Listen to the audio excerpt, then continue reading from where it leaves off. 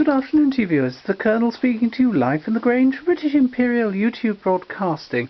Now, we've had all that serious poetry stuff, haven't we? So I thought we'd try something a little lighter. The Tale of Hector Cramp, a comedy ode, written by Cyril Fletcher and performed by Cyril Fletcher, the utterly refamed entertainer. You may remember him, if you're old enough, from that ghastly programme on BBC, with that woman with the big teeth whose name I can't even bring myself to mention. She was born in Berkhamsted. Very odd, really.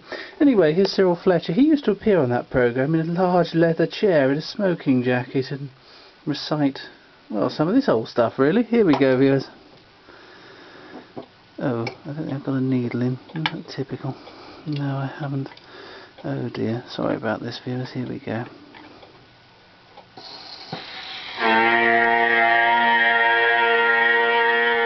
Now, I want you to picture the Pacific Ocean, do you see?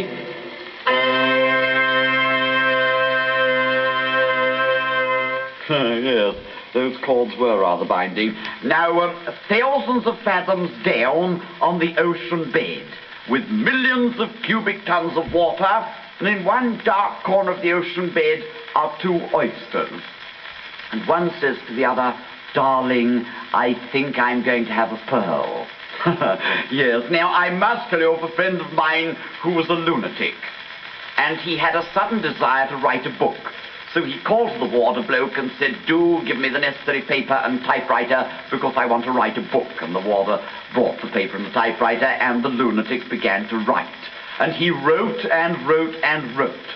And after about the 999th page, the water got rather interested and went up to him and said, "Well, lunatic, what have you written?" And my friend the lunatic said, "Well, this is what I've written." And he held up a whole sheaf of pages, do you see, and began to read. The cowboy jumped off the horse and said, "Gee up, gee up, gee up, gee up, gee up, gee up, gee up, gee up, gee up, gee up, gee up, gee up, gee up, gee up, gee up," and so on for 999 pages. And the water bloke said, "Well, surely won't your readers get rather bored with this gee up, gee up, gee up business?" And my friend the lunatic said, "Well, yes, I suppose they will, but how was I to know the damn horse wouldn't move off?" Do you see? Another odd ode. This is the tale of Hector Cramp, who tried to join a nudist camp. Unfortunately, he was tough, and if that wasn't bad enough, bore signs of toughness everywhere. In fact, he was a mass of hair. Hair on his arms, hair on his back, hair on his legs, hair on his feet. In fact, there wasn't anywhere about him that there wasn't hair. And when of clothes he was divested, the head man of the camp suggested he didn't look a wee bit raw, and looked as well clothed as before, and said, suspicious of the plot, "We don't know if you're nude or not," and called to the head gardener, "Jim, run the lawnmower over him."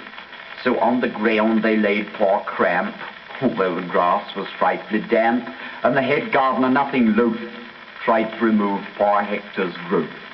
But Hector's hair was tough as wire and nearly set the mower on fire.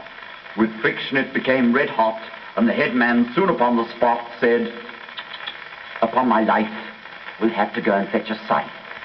But when with scythe they did appear, Hector was filled with a terrible fear, and said, "No, no, you never shall. I am not a harvest festival."